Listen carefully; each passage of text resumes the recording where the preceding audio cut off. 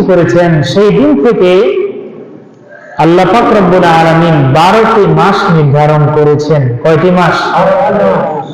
আল্লাহ বলেছেন এই 12টি মাসের মধ্যে মিনহা আরবাআতুন হুরুম, 4টি মাস সম্মানিত মাস। কয়টি মাস? এই 4টি মাসের মধ্যে অন্যতম একটি মাস হলো এই রজব মাস। এই রজব মাসে ইসলামের পূর্ব যুগে, জাহিলিয়াতের যুগে, যেখানে মানুষের মধ্যে মানবিকতা ছিল না, মানুষের মধ্যে মনুষ্যত্ববোধ ছিল না, আপন পর বলতে মানুষের মধ্যে কোনো তামিজ পার্থক্য জ্ঞান ছিল না, সেই জাহিলিয়াতের যুগের মানুষগুলো এই রজব মাসকে সম্মান করতে, বলেন না সুবহানাল্লাহ। এবং কি 4টি মাসের মধ্যে এই রজব মাসে যুদ্ধ বিগ্রহ এগুলো হারাম ছিল। এগুলো জাহিলি যুগের মানুষ এই 4 মাসের মধ্যে যুদ্ধ করত না। ইসলাম পরবর্তী যুগেও এই 4টি মাস যুদ্ধ বিরতির মাস। এই সময় যুদ্ধ বিগ্রহ করা হতো না এই মাসের সম্মানে, বলেন না সুবহানাল্লাহ। সবচেয়ে এই মাসের গুরুত্ব আমাদের কাছে এই জন্যই, যেই মাসের আজকের এই রজনীতে আল্লাহ পাক রব্বুল আলামিন তার প্রিয় হাবিব সরকার দো আলম হুজুর আকরাম নূরে মুজাসসাম সৈয়দুল আম্বিয়া ওয়াল মুরসালিন ইমামুল আম্বিয়া ওয়াল মুরসালিন সাহিবু কাবা কৌসাইন সাহিবু তাজ ওয়াল মিরাজ ওয়াল বুরাক নবী মুহাম্মদুর রাসূলুল্লাহ সাল্লাল্লাহু আলাইহি ওয়াসাল্লাম কে অলৌকিক মুজিজা স্বরূপ আল্লাহ পাক রব্বুল আলামিন মিরাজের মতো একটি অলৌকিকপূর্ণ সফর করিয়েছেন। যে সফর দুনিয়ার সিস্টেমে আমরা সামান্য মনে করলেও এটা ছিল দীর্ঘ 27 বছরের দীর্ঘ একটা টাইম, বলেন না সুবহানাল্লাহ। এই দীর্ঘ 27 বছরের দীর্ঘ সময়টাকে আল্লাহ পাক রব্বুল আলামিন রাতের কিছু অংশের মধ্যে টোটাল আসমান জমিন জান্নাত জাহান্নাম লৌহ কলম সিদরাতুল মুনতাহা সহকারে শুরু করে তামাম পৃথিবীর যত নিদর্শন আল্লাহ রেখেছেন সব তার রাসূলকে দেখিয়ে দিয়েছেন, বলেন না সুবহানাল্লাহ। সম্মানিত শুধু ভাইরা আমার, মেরাজের প্রেক্ষাপট কি? কেন মেরাজ সংঘটিত হয়েছিল? কোরআন সুন্নাহ এবং ইতিহাসের কিতাব যদি আমরা পর্যালোচনা করি তাহলে দেখতে পাবো রাসূল পাক সাল্লাল্লাহু আলাইহি ওয়াসাল্লামের মক্কি জীবনে ইসলাম প্রচারের শুরু থেকে সব সময় তার পিছনে ছায়ার মতো ছিলেন আম্মা জান হযরত খাদিজাতুল কুবরা রাদিয়াল্লাহু তাআলা আনহা এবং তার আপন প্রিয় চাচা আবু তালিব। এই দুইজন ছিল মক্কা নগরীতে রাসূল পাক সাল্লাল্লাহু আলাইহি ওয়াসাল্লামের দুর্দিনী মাথার উপরে একটা ছায়া স্বরূপ, ঢাল স্বরূপ। আম্মা জান খাদিজাতুল কুবরা রাদিয়াল্লাহু তাআলা আনহা ইন্তেকালের পরে আল্লাহর নবী যখন ভেঙে পড়লেন, তায়েফবাসীদেরকে ইসলাম প্রচারের জন্য দাওয়াতের জন্য যখন আল্লাহর নবী তায়েফবাসীদের কাছে গমন করলেন, আশা নিয়ে ভরসা নিয়ে যে তায়েফের মানুষ ইসলাম ধর্ম গ্রহণ করে আল্লাহর একত্ববাদে বিশ্বাস করে তাদের জীবনগুলোকে ধর্মের পথে চালাবে, কিন্তু হলো উল্টা। আল্লাহর নবী যখন তায়েফের জমিনে গেলেন, তায়েফের অবুঝ মানুষগুলো আল্লাহর নবীকে পাথর মেরে রক্তাক্ত করে ফেললেন, বলেন না নাউযুবিল্লাহ।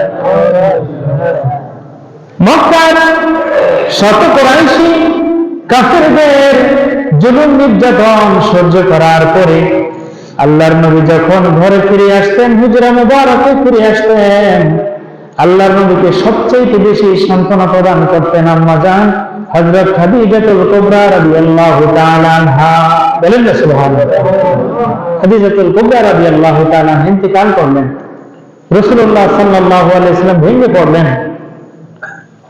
তার কিছুদিন যেতে না যেতেই রাসূল পাক সাল্লাল্লাহু আলাইহি ওয়াসাল্লামের দ্বিতীয় অভিভাবক খাজা আবু তালিব তিনি ইন্তেকাল করলেন একই বছর। এই জন্য এই বছরটাকে ঐতিহাসিকরা বর্ণনা করেছেন, এই বছরটাকে বলা হয় আমুল হুজন তথা চিন্তা পেরেশানির বছর। যেহেতু এই বছরে রাসূল পাক সাল্লাল্লাহু আলাইহি ওয়াসাল্লামের প্রিয় দুইজন মানুষ দুনিয়া থেকে বিদায় নিয়েছেন।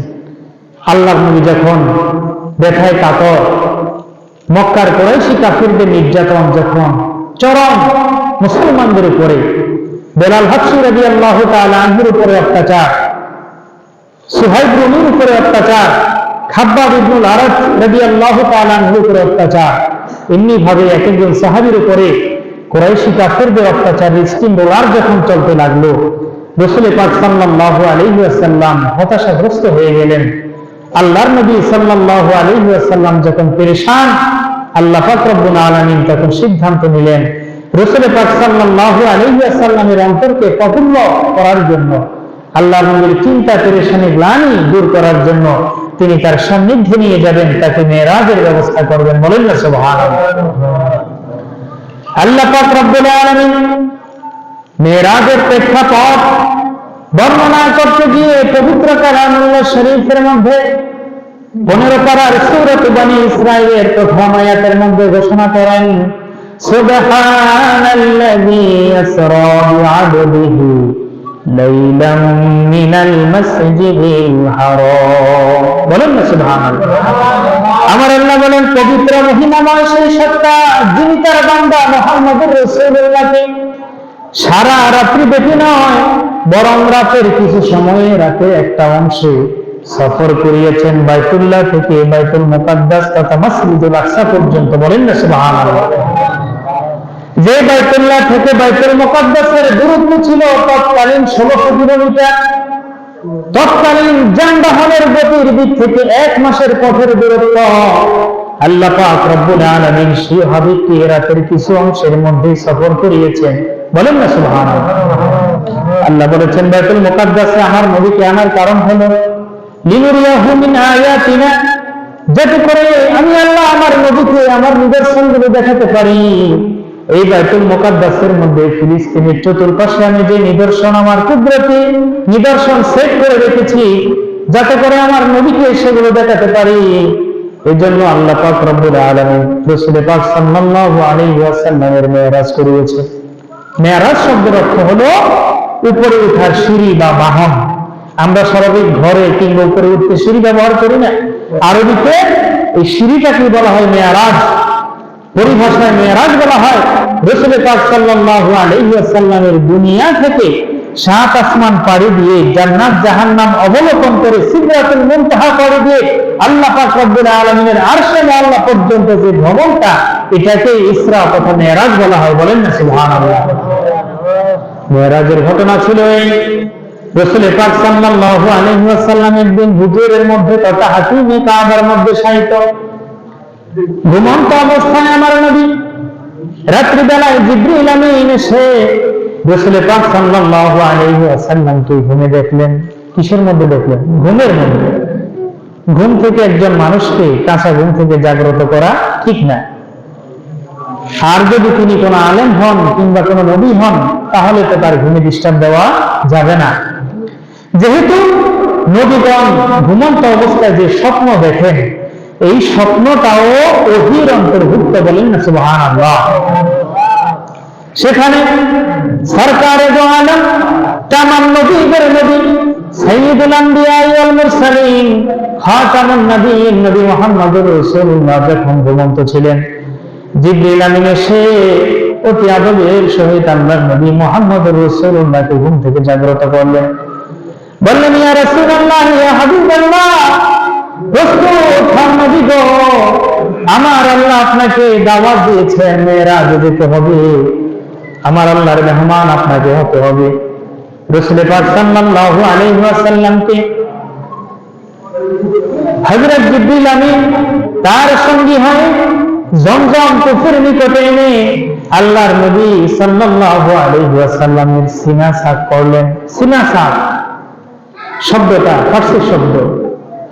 সিনা শব্দের অর্থ হলো বক্ষ, সাক মানে বিদারণ, বক্ষ বিদীর্ণ করা।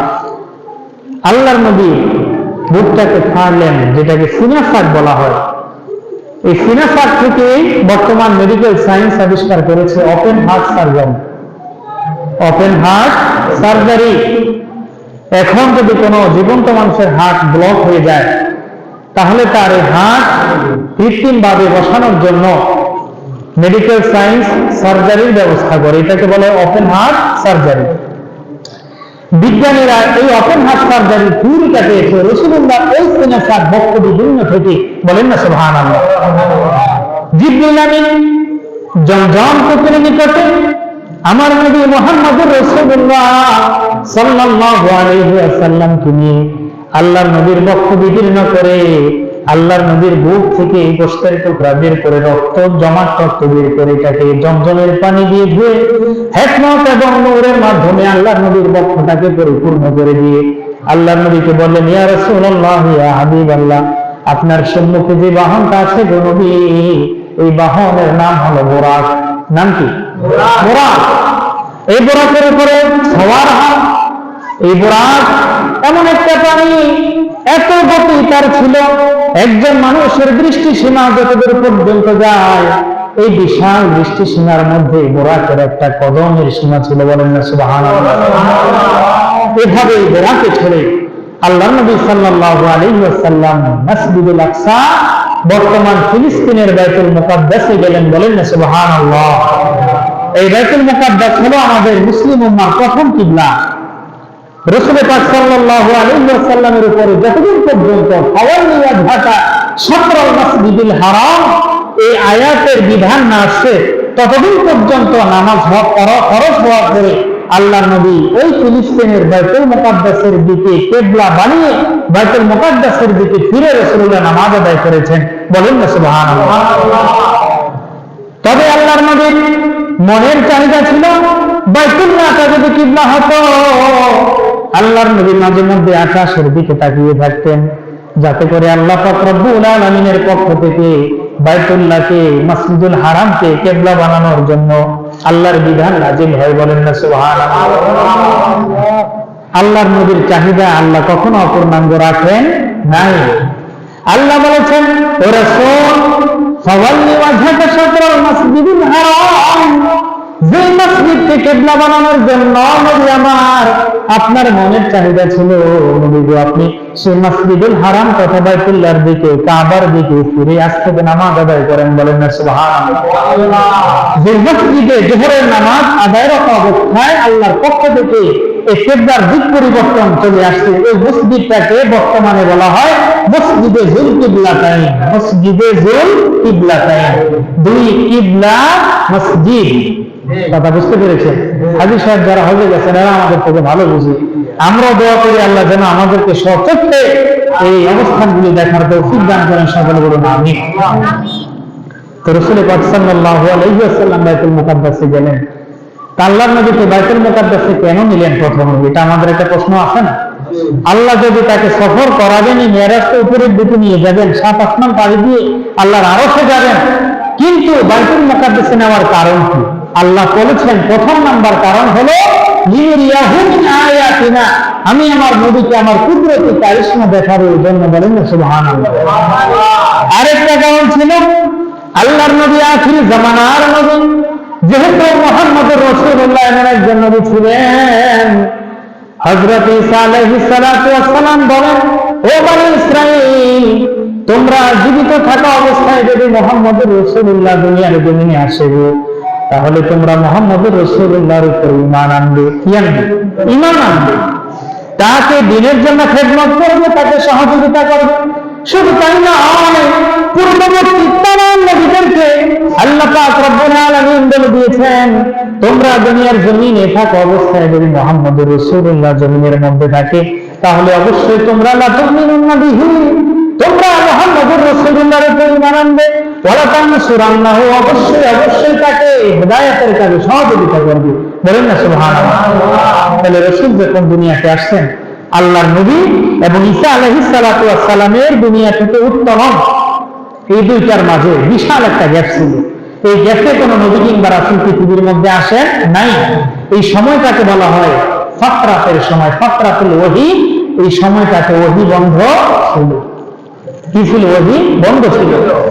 সম্মানিত সুধী ভাইরা আমার, আল্লাহ পাক রব্বুল আলামিন আল্লাহর কুদরতে 1,23,999 জন পয়গম্বরকে আল্লাহ পাক রব্বুল আলামিন সেই বাইতুল মুকাদ্দাসে আগে হাজির করেছেন। তামাম নবীরা সেখানে উপস্থিত। আমার নবী সেখানে যাবে, নবীদের সাথে পরিচিত হবে। জিবরিল আমিন সেখানে গিয়ে আযান দিলেন। 2 রাকাত নামাজের ইমামতি করতে হবে। একজন ইমামের পিছনে 1,23,999 জন নবী ইত্তেদা করবে, বলেন না সুবহানাল্লাহ। এটা দুনিয়ার কোন ছোটখাটো কিংবা কোন জামাতের নাম না, নবী তামাম নবীদের ইমামতি হবে সেখানে। একজন হবে ইমাম আর বাকি সব নবী হবে মুক্তাদি, বলেন না সুবহানাল্লাহ। এরকমের জামাত পৃথিবীর মধ্যে আর কখনো হয় নাই, কিয়ামত পর্যন্ত হবে না। একটা জামাতই হয়েছে যেখানে ইমাম মুক্তাদি সব নবী ছিল, বাহিরে কোনো পাবলিক ছিল না। আর একজন ছিল ফেরেশতা, সে ছিল হযরত জিবরিল আলাইহিস সালাতু ওয়াস সালাম। জিবরিল আলাইহিস সালাতু ওয়াস সালাম আযান দিলেন, মুসল্লায় কে যাবে, ইমামতির আসনে কে যাবে, এক একজন নবী এক একজনের চেহারার দিকে চাওয়াচাই করছিল। জিবরিল আমিন রাসূল পাক সাল্লাল্লাহু আলাইহি ওয়াসাল্লামের ডান হস্ত মোবারক ধরে আল্লাহর নবীকে বললেন, তাকাদ্দাম ইয়া রাসূলুল্লাহ, বলেন না সুবহানাল্লাহ। ও নবী, আপনি তো মুক্তাদির কাতারে না, আপনার স্থান ইমামের কাতারে, আপনি সামনে আগান। এই তামাম নবীদেরকে নিয়ে আপনি 2 রাকাত নামাজ আদায় করেন। এই 2 রাকাত নামাজ নবীদেরকে নিয়ে আদায় করার পরে আজকে থেকে আপনার আরেকটা নতুন অ্যাড হবে, সেটা হবে ইমামুল আম্বিয়াই ওয়াল মুরসালিন। তামাম নবী এবং রাসূলদের ইমাম, সাইয়্যিদুল আম্বিয়াই ওয়াল মুরসালিন, তামাম নবী এবং রাসূলদের সাইয়্যিদ, বলেন না সুবহানাল্লাহ। আল্লাহর নবী সেখানে নামাজ আদায় করলেন, নামাজ আদায় করেন। সেখান থেকে আল্লাহর নবী ঊর্ধ্বাকাশে ভ্রমণের জন্য রওনা দিলেন। সর্বপ্রথম পৃথিবীর প্রথম আসমানের কাছে গেলেন। আসমানের দরজায় যাওয়ার পরে সহিহ বুখারী, মুসনাদে আহমদের মধ্যে এসেছে, জিজ্ঞাসা করা হলো, মান ফিল বাব, কে দরজায়, আসমানের প্রথম দরজায় কে আছো? বলা হলো, মুহাম্মদুর রাসূলুল্লাহ সাল্লাল্লাহু আলাইহি ওয়াসাল্লাম। যে দরজায় আসছেন প্রথম আসমানের মুহাম্মদুর রাসূলুল্লাহ সাল্লাল্লাহু আলাইহি ওয়াসাল্লাম। আল্লাহর নবীর জন্য আসমানের দরজা খুলে দেওয়া হলো। সেখানে আল্লাহর নবীকে মারহাবা বলে স্বাগত জানানো হলো, বলেন না সুবহানাল্লাহ। আর প্রথম আসমানে গিয়ে হযরত নবী করিম সাল্লাল্লাহু আলাইহি ওয়াসাল্লাম, প্রথম মানব, প্রথম নবী হযরত আদম আলাইহিস সালাতু ওয়াস সালামের সাক্ষাৎ পেল। আদম নবী, তিনি হলেন পৃথিবীর মধ্যে আমাদের আদি পিতা, আমাদের আদি পিতা, মুসলিম জাতির জনক। তিনি হলেন ইব্রাহিম আলাইহিস সালাতু ওয়াস সালাম, যার ব্যাপারে পবিত্র কালামুল্লাহ শরীফের মধ্যে এসেছে, মিল্লাতা আবিকুম ইব্রাহিমা হুয়া সাম্মাকুমুল মুসলিমিন, যে তোমাদের জাতির পিতা হলো ইব্রাহিম এবং তিনি তোমাদেরকে মুসলমান নাম দিয়েছেন, বলেন না সুবহানাল্লাহ। যেহেতু মুসলিম শব্দটা প্রথম ইব্রাহিম নবীর জবান দিয়ে দিয়ে হয়েছিল, কখন? যখন দেখলেন যে মূর্তির অসারতা, মূর্তি কিছু করতে পারে না। সূর্যটাকে যখন তার জাতিকে বোঝানোর জন্য বলেছেন, সূর্যটার যে তোমরা পূজা করে, এটা তোমাদের রব। সূর্যের আলো যখন বিকিয়ে গেল, সূর্য যখন ডুবে গেল, হযরত ইব্রাহিম আলাইহিস সালাতু ওয়াস সালাম তার জাতিকে বললেন, খোদা যদি ডুবে যায় তাহলে দেশ পরিচালনা কি করবে? যদি তোমাদের সূর্যই খোদা হয়, সূর্য তো ডুবে গেছে, তাহলে ডুবন্ত জিনিস যার মধ্যে নুকসানিয়াত আছে সে কখনো খোদা হতে পারে না। আল্লাহ পাক রব্বুল আলামিন পবিত্র কালামুল্লাহ শরীফের মধ্যে বলেন, ফালাম্মা রাআল কামারা বাযিগান ক্বালা হাযা রাব্বি, যখন চাঁদ উদিত হলো, সূর্য ডুবে যাওয়ার পর ইব্রাহিম নবী বললেন, তোমাদের মধ্যে কিছু মানুষ এই চাঁদকে তোমরা খোদা মনে করো। ঠিক আছে, যদি খোদাই হয় তাহলে খোদা তো দেখতে পারবে না, খোদা তো ভাসমান থাকবে। যেহেতু তোমরা ভাসমান জিনিসে, প্রকাশ্য জিনিস, চোখে যারা দেখো তার উপরে বিশ্বাস করো, যে আল্লাহর চোখে দেখো না তারে বিশ্বাস যেহেতু করো না, তাহলে চাঁদ যদি তোমাদের খোদা হয় তাহলে এটা কষ্ট যেতে পারবে না, ডুবতে পারবে না, থাকতে হবে। চাঁদ যখন ডুবে গেল তো মাইটা কি, যখন ফালাম্মা ফালা ক্বালা ইন্নী লা উহিব্বুল আফিলিন, ইব্রাহিম নবী বললেন, যে জিনিস অস্ত যায়, যে জিনিস নিস্তি হয়ে যায়, অস্তিত্ব বিলীন হয়ে যায়, সেটা কোশ্চিন কালেও আমাদের রব হতে পারে না। সব কিছুর পর ইব্রাহিম আলাইহিস সালাতু ওয়াস সালাম বললেন, ও আমার জাতি, জেনে রাখো, যাদের পূজার জন্য, যাদের উপাসনার জন্য তোমরা নিজেদের জীবন বিলিয়ে দিচ্ছ, শোনো, ইন্নী ওয়াজ্জাহতু ওয়াজহিয়া লিল্লাযী ফাতারাস সামাওয়াতি ওয়াল আরদা হানিফাও ওয়া মা আনা মিনাল মুশরিকিন, বলেন না সুবহানাল্লাহ। ইব্রাহিম নবী বললেন, আমার জাতি, ইন্নী ওয়াজ্জাহতু ওয়াজহিয়া লিল্লাযী, নিশ্চয় আমি আমার চেহারা, আমি আমার মন, ধ্যান, বিশ্বাসকে ফিরালাম ওই সত্তার দিকে, ফাতারাস সামাওয়াতি ওয়াল আরদা, যিনি আসমান এবং জমিন সৃষ্টি করেছেন, হানিফান একনিষ্ঠ ভাবে দুনিয়ার কোন জিনিসের দিকে আর ইবাদতের জন্য তাকাইও না, চাইবে না, মনের চাহিদা থাকবে না। ওই সত্তার জন্যই আমাদের ইবাদত হবে একনিষ্ঠ ভাবে। বলেন না সুবহানাল্লাহ।